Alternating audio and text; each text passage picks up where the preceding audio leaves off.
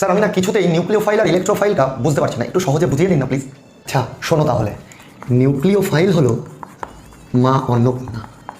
Nucleophile হলো মা অন্নপূর্ণা। মা অন্নপূর্ণা শস্যের ভাণ্ডার, সম্পদের ভাণ্ডার। মা অন্নপূর্ণা খুঁজে খুঁজে মানুষকে সম্পদ প্রদান করে, খাদ্য প্রদান করে। তেমন নিউক্লিওফাইল হলো নেগেটিভ চার্জের ভাণ্ডার তথা ইলেকট্রনের ভাণ্ডার, যার উপরে লোন পেয়ার করে থাকে বা নেগেটিভ চার্জ করে থাকে। মা অন্নপূর্ণা হলো শক্তি। তেমন ইলেকট্রোফাইল হলো ভগবান শিব।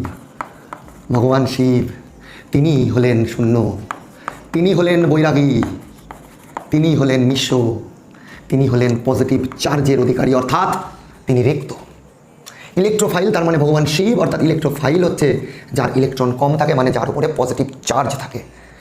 শিব শক্তির আরাধনা করেন, অর্থাৎ মা অন্নপূর্ণার আরাধনা করেন শিব। মা অন্নপূর্ণা শিবকে করে পরিপূর্ণ, নিঃস্ব শূন্য বৈরাগী শিবকে করে পরিপূর্ণ মা অন্নপূর্ণা। তেমন ইলেকট্রোফাইলের এই যে ইলেকট্রনের ঘাটতি, নিউক্লিওফাইল নিজের ইলেকট্রন ওকে দিয়ে দেয়।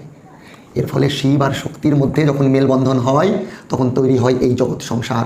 তেমন নিউক্লিওফাইল যখন ইলেকট্রোফাইলকে ইলেকট্রন প্রদান করে, যেমন CH3Cl প্লাস OH মাইনাস, এই মাইনাস কার্বনকে যখন দিয়ে দেয় তখন তৈরি হয় তাদের মধ্যে রাসায়নিক বন্ধন।